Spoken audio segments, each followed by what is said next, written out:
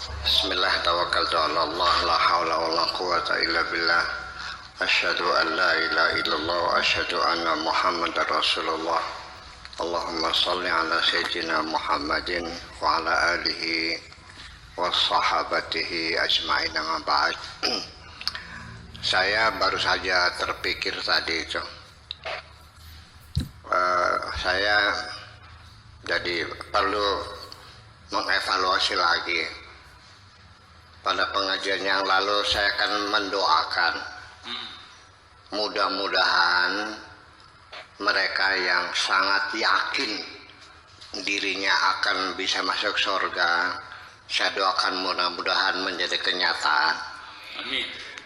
Akan tetapi ketika mereka meyakini hanya mereka yang masuk surga, yang lain tidak bisa, saya doakan mudah-mudahan tidak demikian. Artinya ini saya khawatir nanti penafsiran orang menjadi berbeda-beda.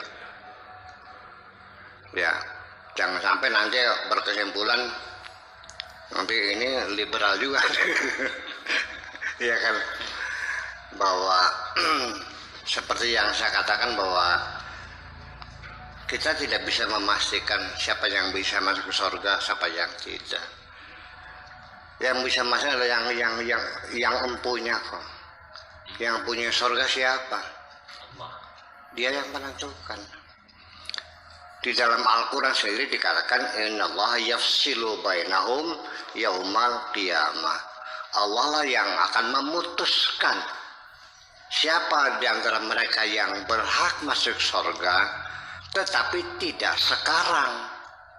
Nanti keputusannya yaumal kiamat, di hari kiamat, proses seperti itu. Jadi artinya bahwa saya melihatnya seperti musibah besar ya bagi kita semua ketika ada orang-orang tertentu yang beranggapan bahwa hanya mereka yang dapat hidayah di dunia ini. Selain mereka nggak dapat hidayah. Semuanya sesat semuanya, hanya aku yang mendapat hidayah dan hanya aku yang bisa masuk surga. Itu yang saya maksudkan ya. Tolong jangan menghalang-halangi Tuhan ketika Tuhan memberi surga kepada siapapun. Dan Anda tidak bisa memberikan rekomendasi kepada Tuhan siapa yang bisa masuk surga dan siapa yang tidak. Nabi Muhammad juga syafaat itu hanya ampunan kok. Tapi yang menentukan adalah Allah juga. Nabi Muhammad saja tidak diberikan kewenangan untuk memberikan hidayah kepada siapapun, sekalipun orang itu sangat dicintainya seperti pamannya sendiri. Saya ulangi lagi, kita bercerminlah. Jangan kita itu menganggap kita lebih besar dari nabi kita ya. Nabi saya sambil menangis, sambil bersujud, ya Allah berikan hidayah kepada pamanku Abu Talib ya. Sambil dipeluk, sambil dijilatin pusarnya, dibujuk, dirayu, sambil menangis, sambil berdoa supaya pamannya dapat hidayah.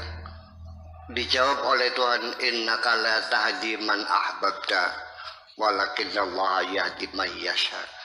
Nabi sendiri tidak bisa memberikan hidayah sekalipun kepada orang yang sangat dicintainya.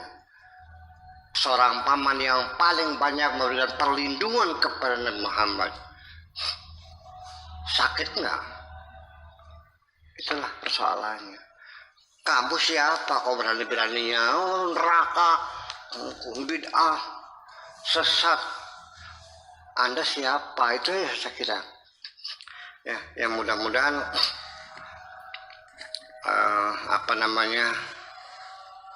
seperti surga udah di kantong.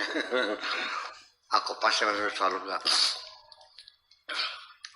Kalau kita kembali kepada hadis Nabi juga, dan pada Al-Quran juga, bahwa Jangan bermimpi Anda bisa masuk surga ketika di dalam hati Anda ada seupil kesombongan. Ketika hatimu menyimpan kesombongan seberat atom sekalipun, jangan bermimpi masuk surga.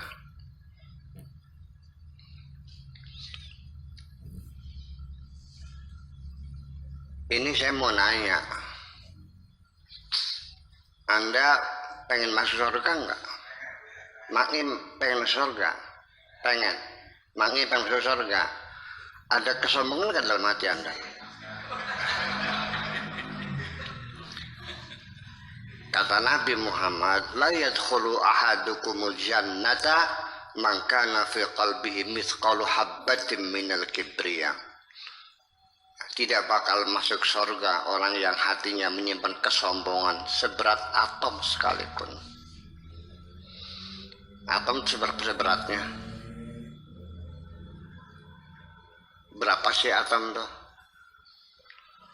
Ya sama dengan 10 kali 9 min 12 miligram. Berapa? 10 kali 9 pangkat min 12 miligram ya. Bayangkan, nggak bisa kelihatan mata saking itu. Nah, Anda sudah pernah masuk surga nggak? Tapi sudah sombong gitu. Bakal masuk nggak kira-kira?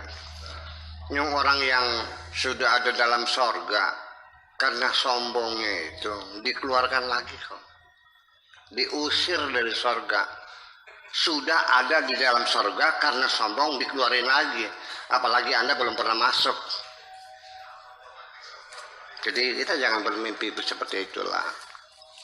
Ya. Terus sombongnya iblis apa? Sombongnya hanya merasa aku lebih baik dari Adam. Hanya itu kok. Karena dia merasa sombong, maka dicap.